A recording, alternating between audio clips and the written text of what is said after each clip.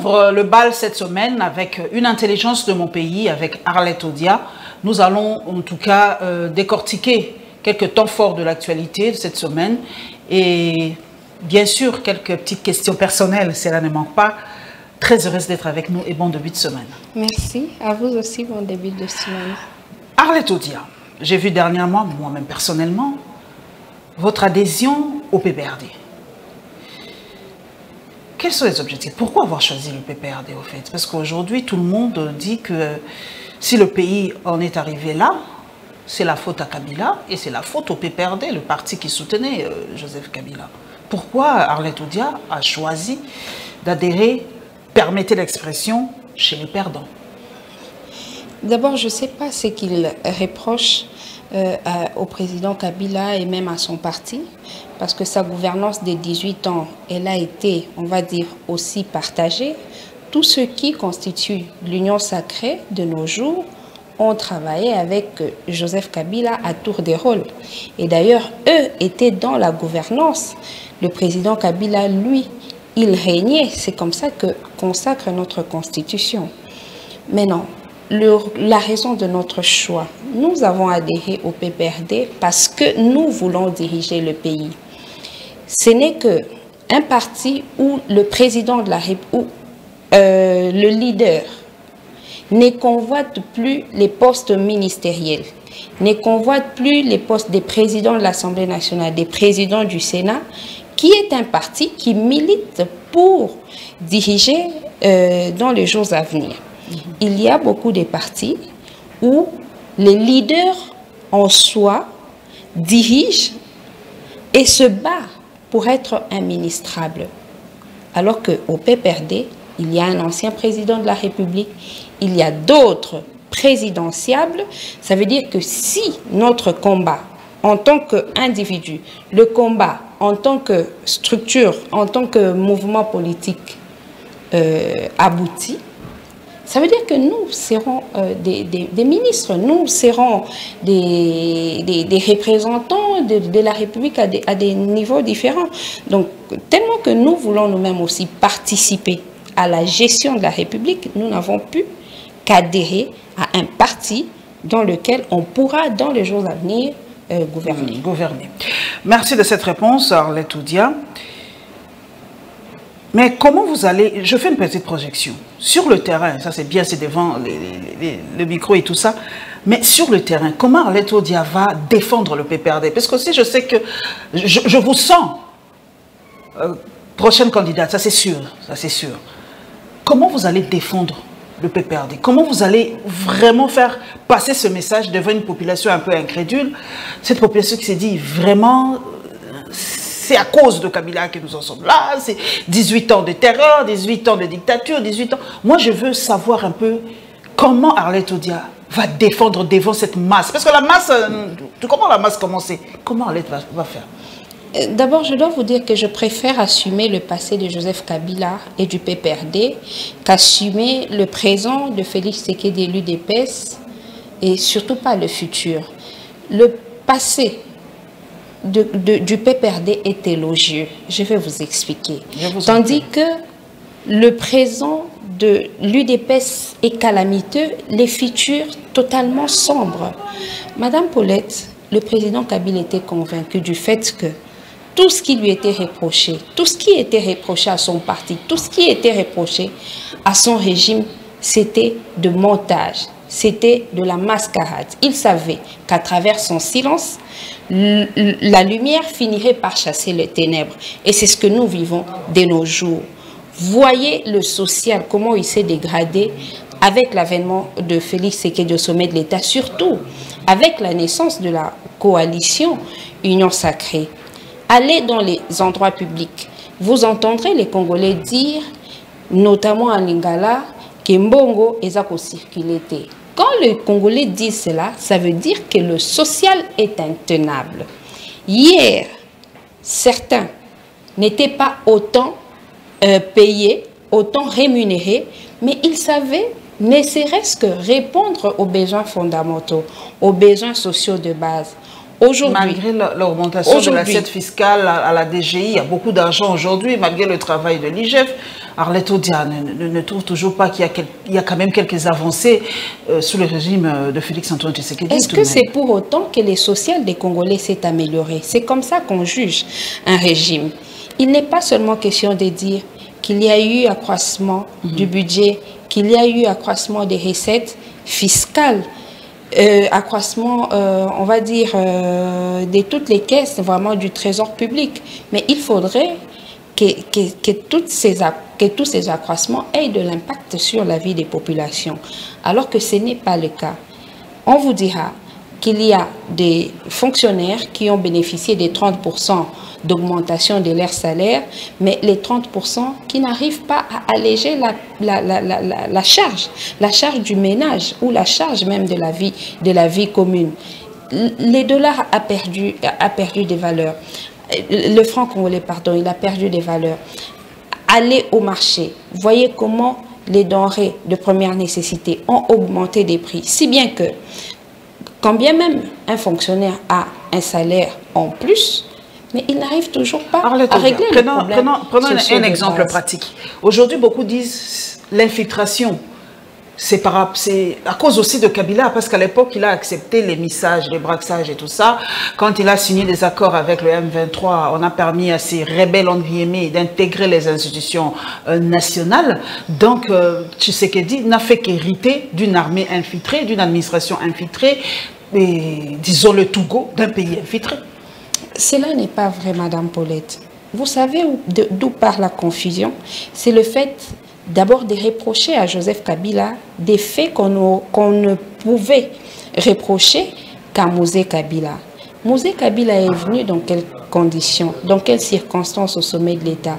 C'est à travers une armée de libération. Ça veut dire qu'il s'est fait accompagner des alliés. Lui-même, dans ses nombreuses sorties médiatiques, il a confirmé qu'il avait des alliés et que ces alliés lui promettaient de l'aider à chasser la dictature du maréchal Mobutu.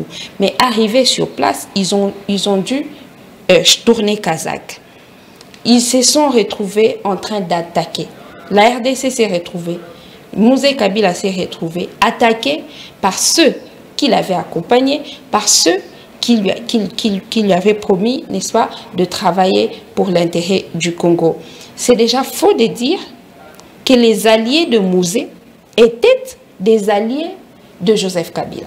À partir de ce moment-là, on comprendra que la charge, que ce soit du brassage supposé, que ce soit de l'infiltration, n'incombe pas à Joseph Kabila. Lui, en tant que président de la République, il s'est fait accompagner des forces vives de la nation, il s'est fait accompagner de certains rebelles, parce qu'il savait qu'en ce moment-là, il pouvait tolérer leur présence, mais l'objectif était d'amener le pays au cycle au niveau de la démocratisation.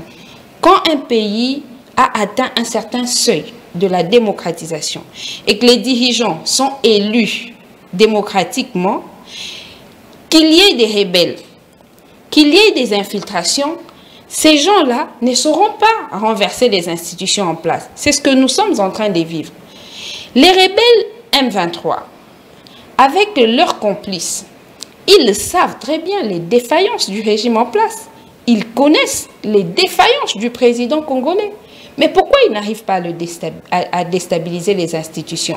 Parce que le travail qu'avait fait autrefois le président Joseph Kabila avec la classe politique, avec son parti politique, était d'amener des élections, la tenue des élections. Si Mouzé a eu aussi facilement... Ces élections, ce n'était pas aussi crédible ni transparente. Vous connaissez les retombées chaque fois après les élections. Ça, c'est un discours de la manipulation. La guerre entre Bemba et lui. 2011, c'était toujours des problèmes. 2019, voilà quoi. Ce n'est pas des élections crédibles ni transparentes. L'opposition d'hier ne s'était jamais correctement préparée pour aller aux élections. C'est ainsi qu'ils ont chaque fois eu du mal à digérer leur défaite. Par conséquent, il fallait dire que les élections avaient été mal organisées. Ces élections-là, il est vrai qu'il y a des choses à reprocher. C'est comme tout début. il y a toujours des choses, l'œuvre humaine est perfectible. Mais ça ne veut pas dire que nous n'avons pas des institutions régulières. Les élections se sont tenues. La population en a accepté les résultats. Aujourd'hui, nous vivons dans ça. C'est déjà à saluer. C'est un bénéfice, c'est un acquis dans le camp du président Joseph Kabila. Voilà que le président Tshisekedi, il n'arrive pas à garantir la tenue des élections. Mais Denis Kadima, c'est lui qui est président de la CENI, nous a, en tout cas, nous a dit carrément les élections se tiendront bel et bien en 2023. Et avant cela, Sama Lukonde, le Premier ministre, nous a rassuré qu'on aura nos pièces d'identité avant 2023. On ne tient pas, ou on n'organise pas les élections parce que on l'a déclaré. On organise des bonnes élections dans un pays lorsque les parties prenantes au processus électoral ont chacune participé à toutes les étapes et au processus électoral dans son ensemble. Est-ce que la CENI d'aujourd'hui, elle comprend les membres de l'opposition? Vous êtes d'accord avec moi que ceux qui sont là ne représentent pas l'opposition. Pourquoi je le dis? Parce que la loi portant statut de l'opposition, à son article 5, dit ceci, que l'opposition est constituée des partis politiques. Ça veut dire que ce doit être les partis politiques qui désignent leurs représentants au sein de la centrale électorale. Pourtant, dans les cas d'espèce, c'est l'Union sacrée qui a racheté des individus. À l'époque de la CENI de Corneille Nangaa, je pense, ou bien avant de Ngoï Mulunda, le MLC avait désigné le professeur Njoli de manière officielle. Ça veut dire qu'à ce jour, ça devrait être au PPRD, à l'AMUCA ou à l'ESID, de désigner formellement ses représentants au sein de la CENI, parce que c'est ce que prévoit d'abord la loi électorale, mais ensuite la loi portant statut de l'opposition. Quand l'opposition n'est pas représentée au sein de la centrale électorale, comment voulez-vous que l'on croie à ce que les élections vont se tenir? Non, l'opposition ne va pas laisser la majorité violer ses droits, lui priver de ses droits légalement garantis et constitutionnellement garantis. Aussi longtemps que la CENI ne sera pas refaite ou recomposée avec toutes les forces, les parties prenantes au processus électoral, mais les élections, celles-là qui disent, elles ne vont pas se tenir. Donc, je cite Olivier Kamitatou qui dit « Loi électorale votée en RDC, si on voulait mettre en place les conditions d'une nouvelle fraude électorale massive, on ne s'y prendrait pas autrement », dénonce Olivier Kamitatou. Donc, confère disposition sur le vote électronique et la publication des résultats. Donc, selon vous, tout est déjà fait pour qu'il y ait fraude électorale? Déjà? Cela n'est pas tellement notre préoccupation, parce que nous savons qu'il y ait fraude ou pas fraude, le président Tshisekedi ne passera pas. Vous en êtes sûr? Notre préoccupation, il a la Cour constitutionnelle, il a la CENI, c'est comme on disait à l'époque de Joseph Kabila, hein, il a déjà tout verrouillé pour avoir son second mandat calmement. Hein. Ne vous en faites pas, Madame Paulette, qu'il y ait fraude ou qu'il n'y ait pas fraude, le président Félix Tshisekedi ne passera pas aux prochaines élections. Donc, ce n'est pas la fraude qui nous inquiète. Ce qui nous dérange, c'est la violation des droits fondamentaux de l'opposition. Il faudrait que l'opposition délègue officiellement ces gens au sein de la centrale électorale. Il faudrait que l'opposition délègue officiellement ses représentants au sein de la Cour constitutionnelle. Ce n'est que par cela que le processus sera crédibilisé, parce qu'il sera en fait transparent. Ok. Je vais vous poser une dernière question assez personnelle. Je vous suis beaucoup sur les réseaux sociaux et vous êtes la cible de beaucoup d'insultes, d'attaques et tout ça. Comment vous vivez ça personnellement aujourd'hui, Arlette Odiam? Je considère que ce sont des frustrations. Les Congolais qui autrefois étaient emballés par l'opposition, aujourd'hui ne sachant pas comment se libérer et ne sachant pas comment comprendre la mauvaise gouvernance de Félix Tshisekedi, pensent qu'il gérerait mal parce qu'il y a de l'autre côté des personnes telles qu'Arlette Odia, telles que d'autres, qui évoquent les défaillances de la gouvernance. Non, du tout, ce n'est pas le cas. C'est qu'eux-mêmes ne savent pas quoi donner aux populations congolaises.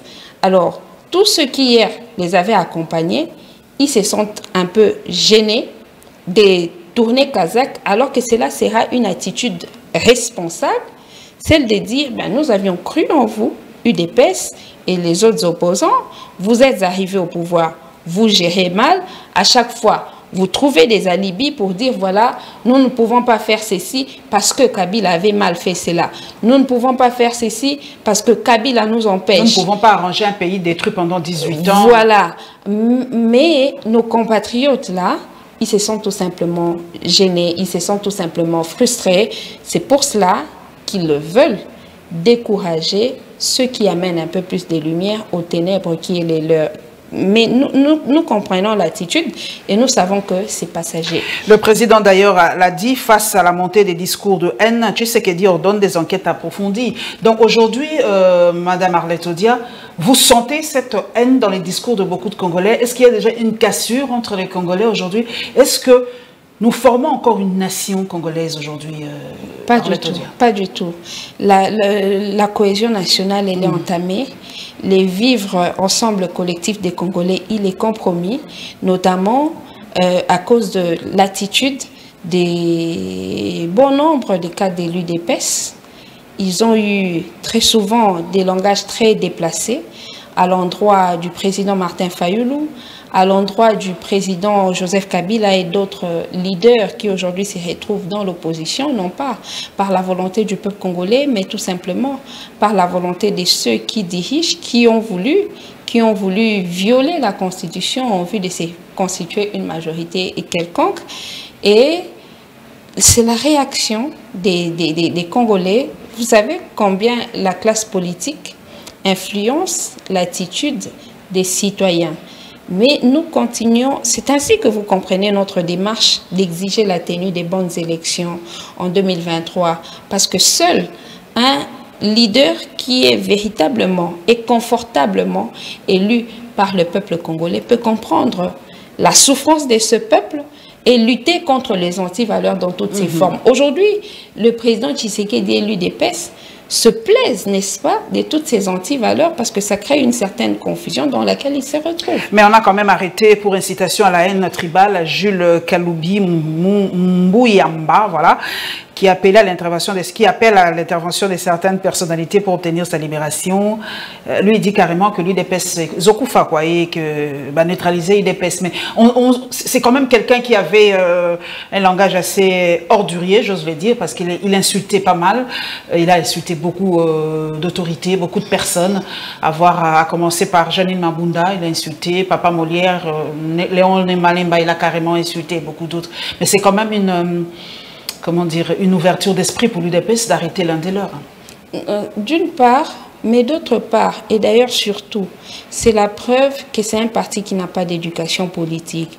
Parce que quand un parti a une éducation politique, ses militants et ses cadres ont des attitudes et s'interdisent d'autres attitudes qui gênent, surtout qui troublent l'ordre public. Ces genres de propos, vous ne les trouverez pas, notamment au PPRD. Vous ne trouverez pas au PPRD des camarades avec des propos déplacés. Non, au PPRD, c'est l'analyse.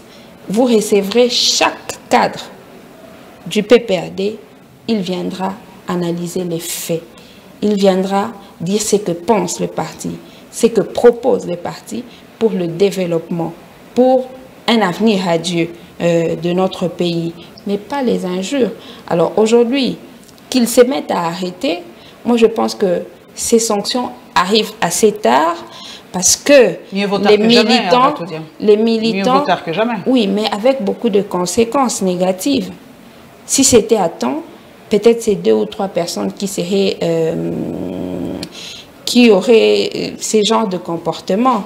Mais maintenant que ça a intervenu tard, c'est pratiquement la majorité des militants UDPS qui ont un langage déplacé Et ça, c'est regrettable. Non, moi, je crains que... Je l'ai toujours dit. Hein. Je crains que même au moment où ils vont retourner dans l'opposition, qu'ils continuent à avoir ces genres de langage. Moi, je l'ai toujours dit à Arlette Odia, même pendant le régime de Kabila, je n'ai jamais été insultée comme sous ce régime.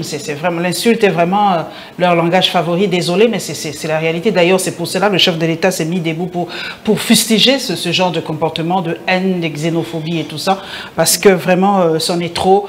Depuis 3 ans, nous sommes vraiment sous stress.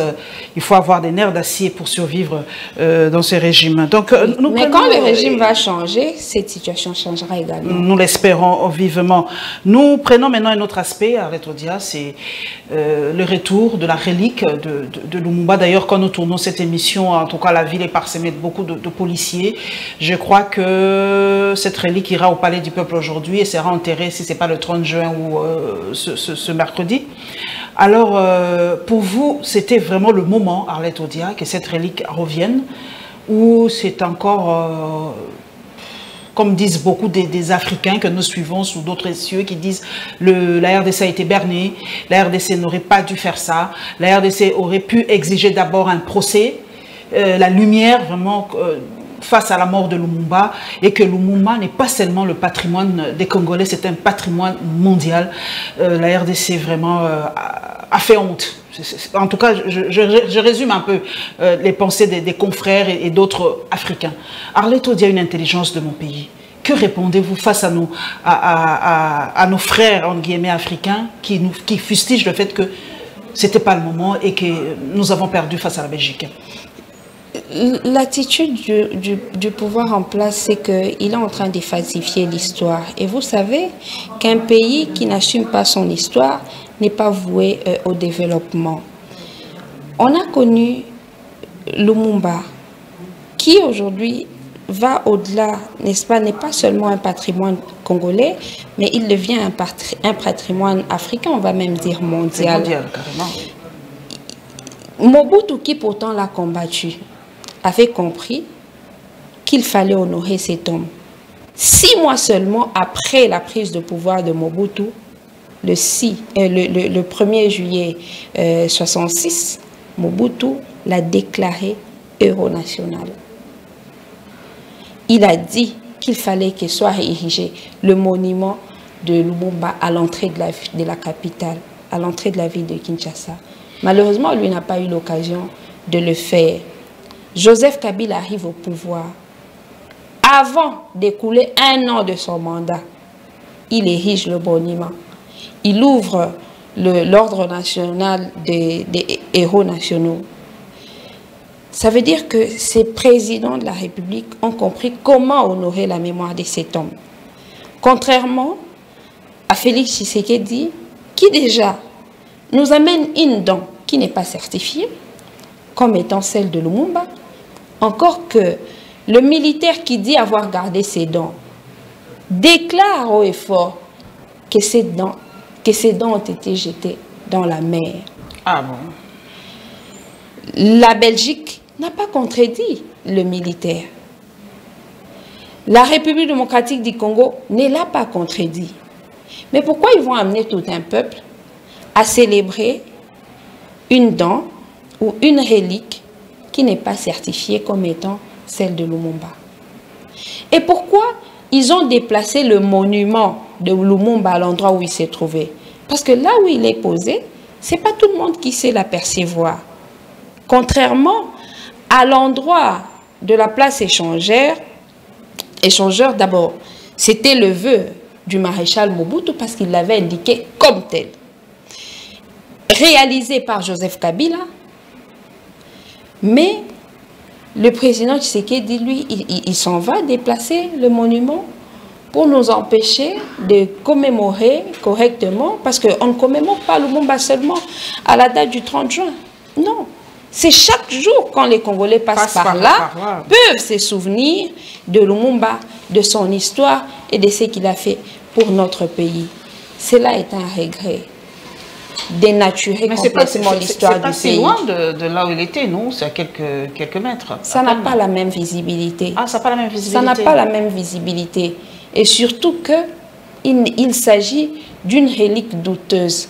Je pense qu'ils auraient fait mieux de laisser ce monument là où il s'est trouvé pour permettre à tout Congolais qui passe par là, vieux ou jeune, de pouvoir chaque fois se souvenir de ce qu'a fait Lumumba pour notre pays.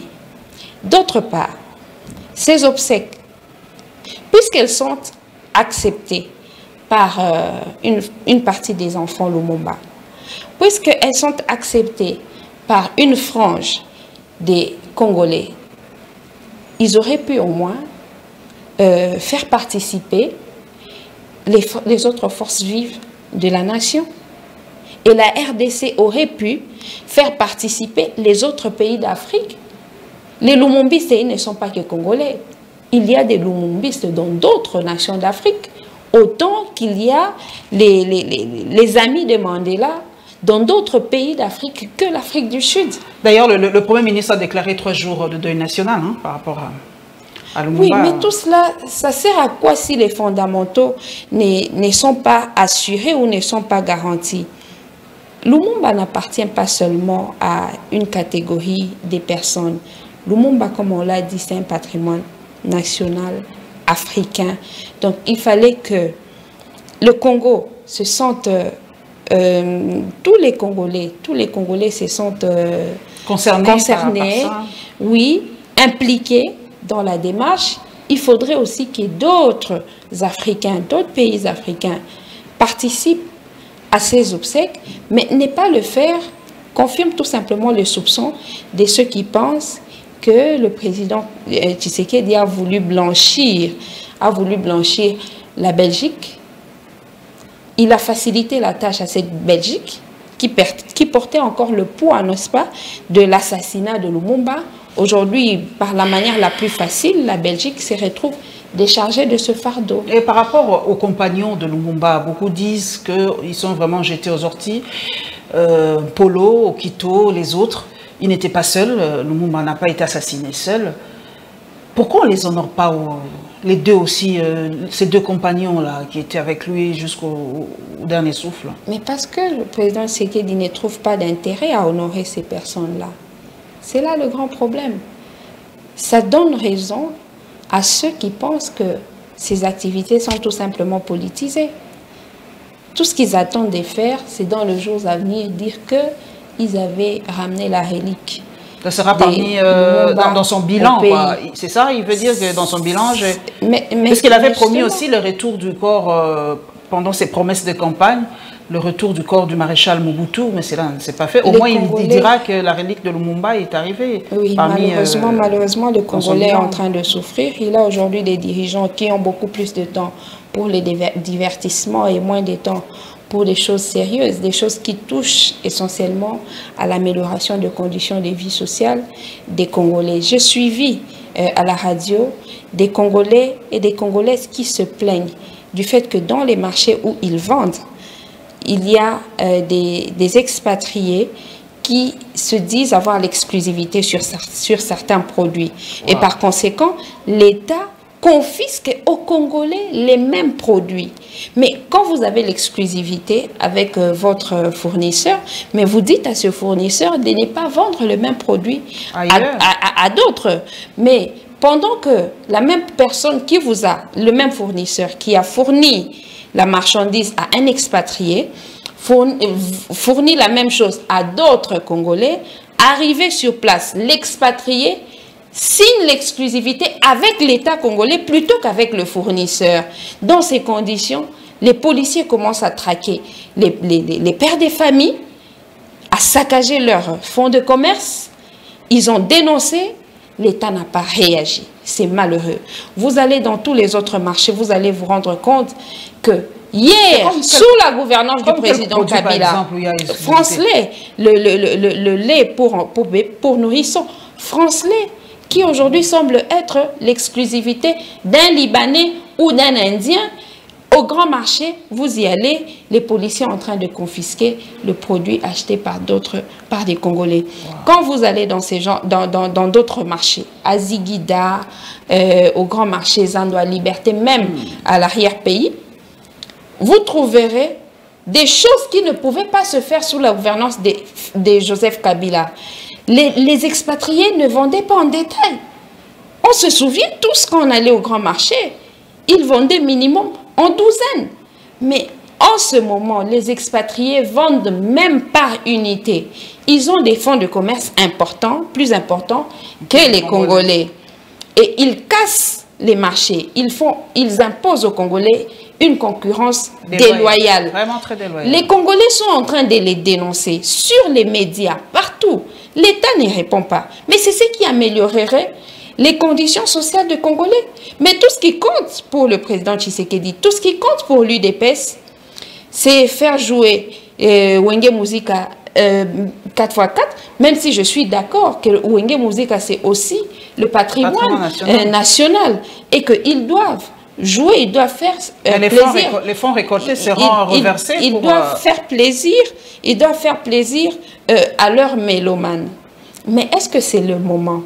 Est-ce que ce n'est que ce procédé-là qui associe divertissement et collecte des fonds? On ne pouvait pas prendre d'autres activités. Est-ce qu'il peut y avoir collecte des fonds qu'à travers un concert? C'est leur job, ils ne font que chanter. Vous n'allez pas dire à Werrason d'écrire, ou je ne sais pas moi, de faire quelque chose autre que la chose. C'est son job, comme vous êtes avocate. Wera est chanteur et musicien. Il ne peut donner que ce qu'il a. Ce qu'il peut donner, c'est le chant, la danse et tout. Je suis d'accord. Prenons ça sous cet angle-là. Qu'est-ce que Wera peut donner d'autre si ce n'est que le job qu'il fait? Je ne reproche rien aux acteurs musiciens. Bien au contraire, je leur souhaite plein succès dans leurs activités. Tout ce que nous reprochons, c'est l'attention du gouvernement dans ces activités-là. L'honorable Jean-Baptiste Kassekwa est passé sur les médias pour dénoncer les détournements des deniers publics destinés au FARDC. Les montants sont colossaux. 68% de l'enveloppe disponibilisée pour les FARDC est détournée à Kinshasa. Aucune réaction du gouvernement? Aucune réaction du gouvernement, aucune contradiction. Comment vous voulez que dans les conditions où les gouvernants détournent les fonds publics destinés au FARDC, que l'on organise un concert pour encore récolter des fonds à envoyer au FARDC? Il n'y a pas de logique dans cette façon de faire des choses. C'est ainsi que je vous dis que les Congolais sont fatigués de voir des dirigeants qui ne prennent pas soin d'eux, qui ne portent pas à cœur leurs problèmes fondamentaux. La réaction de ces députés tanzaniens qui a fustigé le fait que nous sommes un peuple qui adorons danser, boire, des ambianceurs, en fait, qui aiment beaucoup de bruit, de fête. Pourquoi nous ne nous défendons pas? Ils disent pourquoi, mais vous ne vous battez pas pour vous minerais, parce que vous dites, voilà, on vous aime pas, les voisins sont des haineux parce qu'ils veulent prendre nos minerais. Alors il a carrément dit, mais prenez les armes et défendez vos minerais. Vous voyez comment les Africains nous jugent. Quelle est votre réaction par rapport à ça? Madame Paulette, vous savez comment l'approche du président Tshisekedi pour mettre fin à la guerre à l'est du pays? Déjà qu'on a du mal à comprendre si son option est diplomatique ou militaire. Les deux, hein? Mais ces partisans disent les deux, ils combinent les deux, quoi. Mais une guerre ne peut pas être seulement gagnée sur le terrain, il faut aussi l'axe diplomatique, l'axe médiatique. Cela est faux parce qu'on ne voit pas l'option militaire être vraiment développée. Pourquoi je le dis? C'est parce qu'au lieu de renforcer nos forces armées, ils vont prendre une force régionale, les armées étrangères, pour venir défendre l'intégrité. Et parmi ces armées, il y a ces États qui sont considérés pas seulement par les Congolais, mais aussi par beaucoup d'autres pays africains et du monde, comme étant des complices aux tueries mais qui se dans font le rapport chez nous. final, vous avez suivi, le Rwanda n'a pas été indexé comme pays agresseur, ni les M23 comme un groupe terroriste. Donc, mais ce rapport n'a rien à voir avec la réalité, Madame Paulette. C'est ce qui est regrettable. Nous sommes peinés par les tueries qui se font à l'est du pays. D'ailleurs, aujourd'hui, il y en a encore eu aujourd'hui. Hein, on s'est réveillé le matin, plusieurs morts encore. Mais si tous ces conclaves étaient réellement destinés à mettre fin à l'insécurité à l'est du pays, est-ce qu'après la signature de ces accords, après la lecture de ces communiqués, on pouvait encore compter des morts? Non. C'est ainsi que nous, de l'opposition, nous venons attirer l'attention des Congolais sur le fait que le président Tshisekedi, il ne travaille pas pour l'intérêt des Congolais. Il ne travaille que pour assurer sa réélection aux prochaines élections. À l'interne, il organise la tricherie. À l'externe, il signe des accords de partenariat avec ceux qui vont lui faciliter la tricherie. Mais nous disons ceci, nous n'avons pas peur de la tricherie parce que nous savons qu'ils trichent ou qu'ils ne trichent pas, ils ne sauront pas gagner ces élections. Nous exigeons tout simplement le respect des règles du jeu politique, le respect des règles du jeu démocratique, ça veut dire la présence régulière de l'opposition au sein des institutions. Voilà. Affrontement entre les FARDC et M23 dans le Rutshuru suite au bruit de bottes. Les gorilles du site touristique de Bukima dans le parc national des Virunga se sont déplacés vers le Rwanda, rapport BIE Nature. Donc même les animaux n'aiment pas le bruit de bottes, hein, ça fait peur. Oui, les animaux sont généralement les premiers à alerter les citoyens que ça ne va pas au village. C'est regrettable qu'aujourd'hui, ce soit nous, les citoyens lambda, qui comprennent la galère par laquelle passent nombreux de nos compatriotes qui vivent en Ituri, et au nord, au sud Kivu. Mais c'est lui qui est le commandant suprême des forces armées, c'est lui qui préside aux destinées de notre pays, n'a pas la même préoccupation que nous. Lorsque le président Tshisekedi commençait son mandat, beaucoup avaient cru qu'il était préoccupé par la situation de l'insécurité à l'est du pays. Il fait combien de voyages pour aller rencontrer ses homologues, d'autres personnes au Burundi, au Rwanda? Le président a dit voyager, c'est pas de la sinécure. Hein, donc chaque fois qu'il monte dans l'avion, il risque aussi sa vie. Mais il se déplace chaque fois pour aller parler de la RDC partout où il part. Mais quelles sont les retombées? C'est de ça qu'il s'agit. Il n'est pas seulement question de faire, mais il est surtout question de réaliser. Est-ce que tout ce qu'ils ont pu tenter a apporté la solution au problème de l'insécurité à l'est de notre pays? C'est ça notre préoccupation. Souvenez-vous qu'au moment où la coalition FCC-Cash a été rompue par le président Tshisekedi, il a dit aux Congolais Kissa Lumé Banda et que c'est en ce moment que l'on sentirait les vraies retombées de sa gouvernance.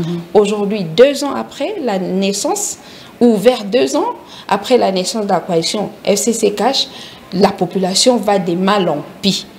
Il a mis en place l'état de siège. Il disait que c'était la recette magique pour dénicher les infiltrés, pour mettre hors état de nuire tout celui qui est complice, qu'il se retrouve au sein des institutions ou en dehors. L'état de siège permettrait au commandant suprême de mettre fin à cette insécurité.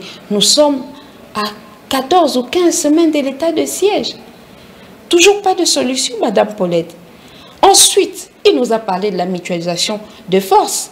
RDC, Ouganda, il n'en parle plus. Maintenant, il parle de la force régionale. Déjà que pour nous, à l'opposition, c'est une façon de fragiliser les forces armées de la République. C'est une façon de douter de la capacité de nos forces armées de la République. Mais le président l'a dit, il y a l'infiltration, il y a des détournements, il y a tout. Donc, peut-être que le président veut l'appui de ses forces étrangères pour terminer cette guerre. Parce que les FARDC n'y arrivent pas totalement, non? Ce sont des alibis, Madame Paulette. Souvenez-vous que pour rompre la coalition FCC-Cash, le président Tshisekedi a utilisé un alibi. C'est lui de dire que le FCC bloquait son action. Est-ce qu'il a dit aux Congolais que le FCC avait bloqué un projet de construction des infrastructures, un projet dans le secteur de l'agriculture ou un projet dans l'amélioration des conditions de vie des Congolais? Non. Le FCC aurait bloqué, mais justement avait bloqué parce que lui n'avait pas respecté les clauses de leur engagement. Je vous lis ce tweet qui vient de Tam Tam News et ça me fait énormément plaisir. Rwanda, l'opposante togolaise Farida Naburema accuse Paul Kagame de crimes de guerre au Congo. voilà, nous avons aussi des soutiens de par le monde et surtout en Afrique. Nous allons terminer par le dossier Vital Kamerhe. Vous êtes avocate, en tout cas membre du corps judiciaire. C'était inévitable, l'acquittement de Vital Kamerhe, puisque beaucoup disent... Voilà quoi, c'était un procès de dupe, c'était la mascarade, la poudre aux yeux, et voilà quoi. Et les gens n'ont pas du tout été surpris. Hein. C'est que moi je vis presque sur Twitter, sur Facebook, les Congolais n'étaient pas du tout surpris de cet acquittement. C'est ça la grande question. Pourquoi ça? Je vais partir d'un constat. Lorsque le président Vital Kamerhe, président de l'UNC, a été arrêté, on a vu l'UDPS dans la rue festoyer. Lorsqu'il a été acquitté, on a vu l'UNC dans la rue pour festoyer. Pourtant, et l'UDPS et l'UNC, ils sont tous membres du CACH et ce sont eux qui dirigent le pays. Ça veut dire, Madame Paulette, que l'acquittement de Vital Kamerhe était inévitable. Pour deux raisons. La première, c'est une raison judiciaire. On ne peut pas reprocher pénalement, condamner pénalement des gens pour lesquels on n'a pas des éléments de preuve. On peut bien les condamner en première instance, en seconde instance, on finirait par les acquitter. Maintenant, le Congolais s'interroge. Est-ce que ce n'était pas la planification de l'UNC et de l'UDPS? Pourquoi on se pose cette question? C'est parce que plus de 500 millions de dollars ont été affectés au projet de 100 jours. Mais qui on a arrêté? On a arrêté celui qui avait effectivement réalisé des travaux. Parce que Samy Jamal a réalisé des travaux. On les a vus, les maisons, sur les sites. On a vu des conteneurs avec toutes les maisons commandées. Donc il fallait arrêter Samy Jamal pour qu'à la fin, l'acquitter. Et amener le Congolais à ne plus s'interroger sur les restants des milliers de dollars qui ont été décaissés au projet 100 jours. C'est ce qui déçoit les Congolais. C'est ainsi que je vous dis, qu'il y ait tricherie ou non, le président Tshisekedi ne saura pas gagner aux prochaines élections parce qu'il a lamentablement échoué. Il a fait moins que Joseph Kabila. Joseph Kabila a le mérite, Madame Paulette, d'avoir doter la République des institutions fortes. Ce qui même fait que, quand bien même on est attaqué par des rebelles, on est attaqué par des groupes terroristes, ils n'arrivent pas à déstabiliser la République. Mouzé Kabila a pu déstabiliser le maréchal Mobutu parce qu'il était en dehors du mandat, parce qu'il gouvernait désormais sans le respect de la Constitution et sans rien du tout. Mais de nos jours, il y a une constitution, quand bien même elle est violée par ceux qui dirigent, mais elle existe. Cela empêche au peuple, empêche à l'opposition de laisser la voie libre aux terroristes pour pouvoir atteindre leur sale besogne. C'est ça l'avantage du président Joseph Kabila contre le président Tshisekedi, qui ne sera pas gagné le prochain. Voilà, il y a un tweet ici de Stani Boujakera qui confirme les propos de Mme Arlette Odia. Le coût de la vie reste élevé et alimenté par la hausse des prix des produits de première nécessité importés. C'est la banque congolaise qui carrément l'affirme. Structure des prix de produits pétroliers non respectés dans la province de la Chopo, 3500 francs et 3750 francs le litre d'essence au lieu de 2800 francs. Donc aujourd'hui, cette histoire de prix-là, personne ne contrôle en fait. Madame Paulette, c'est là s'explique. Qui contrôle la structure des prix en fait? Quand le chef de l'État ne respecte pas la Constitution, les membres du gouvernement, les membres de sa coalition ne respectent pas la Constitution, attendez-vous que les citoyens lambda ne vont pas respecter les lois qui leur sont opposables, qui leur sont imputables. C'est ainsi que vous voyez les usagers de la route ne pas respecter le code de la route parce que le chef de l'État, lui, ne respecte pas la Constitution. C'est ainsi que vous voyez les commerçants ne pas respecter la législation en matière économique parce que le chef de l'État ne respecte pas la Constitution. Et malheureusement, c'est le Congolais qui est en train de souffrir.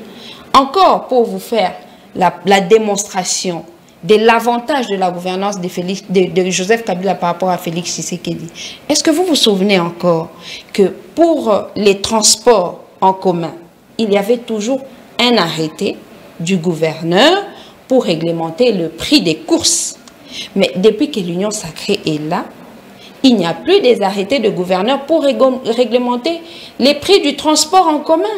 Maintenant, c'est chaque taximène qui impose la trajectoire, qui impose les prix, que ce soit des motos, cyclistes, que ce soit les taximènes. Mais qu'est-ce qu'eux aussi peuvent faire quand ne pas le faire ne leur permettrait pas d'avoir des moyens nécessaires pour tenir dans le ménage? C'est tout ce désordre-là. Nous sommes quasiment dans la jungle, ça. Mais justement, c'est ainsi que nous exigeons la tenue des bonnes élections. Et si elles ne sont pas tenues, croyez-moi, le peuple va chasser le président Tshisekedi une fois qu'il sera hors mandat. Ces gens-là ne doivent pas confondre avec la situation de Joseph Kabila entre 2016 et 2018. Pourquoi? Parce que ce n'est pas seulement la loi ou la Constitution, l'article 70, qui avait permis au président Kabila de rester en fonction. C'est l'acceptation du peuple congolais. Parce qu'au moins, il comprenait que c'est un monsieur qui voyait un meilleur avenir pour le Congo. Mais maintenant qu'avec la gouvernance de Félix Tshisekedi, nous allons de mal en pire. Qui est ce Congolais? Quel est ce groupe de Congolais qui accepterait la gouvernance de Félix Tshisekedi hors mandat? Hors mandat. Nous allons terminer par ce tweet de Steve Wemby. Les rebelles du M23 ont commencé à percevoir des impôts à la frontière de Bunagana, quelques semaines après avoir capturé la ville stratégique du gouvernement congolais. Donc, jusqu'à aujourd'hui, vraiment dernière question, Bunagana toujours dans les mains des M23. Hein? Mais entre-temps, on aperçoit les photos des dirigeants dans les fêtes. Malheureusement. Mais c'est pas interdit d'aller dans une fête, il y aura même concert. Mais à quel il y aura moment? concert, il y aura concert de Wenge, il y a des concerts, il y a même Platinum qui va jouer à Lubumbashi. Les gens doivent continuer, entre guillemets, à vivre aussi. N'avez-vous jamais vu quelqu'un annuler son mariage parce qu'il a perdu un proche ou un ami la veille ou à 2 jours de ce mariage? C'est parce que les circonstances ne se prêtent pas à la fête. Donc, le président de la République, puisque vous parlez de lui, disons-le franchement, ne pouvait pas se rendre à une invitation de son pasteur. C'est son pasteur, c'est la fille de son pasteur qui a été épousée. Voilà, quoi. Je vous réponds par un exemple concret. Lorsque le PPRD s'arrangeait à fêter l'échange de vœux au mois de janvier dans notre pays, il s'est suivi l'incident, je pense, de Matadi Kibala. Le PPRD avait annulé les festivités d'échange de vœux. Ça, c'était une activité du parti. Mais pourquoi pour une invitation privée, on ne peut pas annuler la présence du président de la République pour se concentrer sur la situation de Bunagana? D'ailleurs, parce qu'ils sont spécialistes en fake news, vous savez que 2 jours après la prise de Bunagana par les rebelles, le gouvernement a communiqué pour dire que Bunagana avait été récupéré par les forces armées, alors que c'était un mensonge. Le Congolais est tout simplement fatigué de voir des dirigeants qui ne travaillent pas pour son intérêt. Mais puisqu'il y a une condition, celle du respect du mandat électif, nous attendons venir 2023 et ce Congolais attend sanctionner lourdement ceux-là qui ont sacrifié son avenir, en tout cas, pendant leur temps au sommet de l'État. Merci beaucoup Arlette Odia, merci en tout cas de votre participation pour cette émission spéciale débat. Nous allons nous retrouver, mesdames et messieurs, très prochainement avec une autre intelligence de mon pays. D'ailleurs, je lance cet appel, j'ai vraiment besoin d'avoir, si possible, les enfants d'Okito ou d'Mpolo pour qu'ils viennent parler de leur père, puisqu'on a l'impression que ces gens n'ont jamais existé. Quel était leur rapport? Ils étaient qui? Ils étaient quoi? Qu'est-ce qu'ils ont fait dans notre pays? S'ils sont vivants ou s'ils sont en République démocratique du Congo ou s'il y a des gens qui les connaissent, veuillez me contacter parce que moi, j'aime bien connaître l'histoire. On ne peut pas... L'histoire, comme l'a dit Lumumba, sera écrite par nous. Donc, j'ai besoin qu'un des fils Okito ou Polo viennent ici sur cette chaise rouge nous parler vraiment de son père et de son apport politique. J'en ai vraiment besoin. Merci à vous aussi, Arlette Odia. Beauté plus intelligence, voilà les résultats. On se retrouve, mesdames et messieurs, très prochainement. Inch'Allah.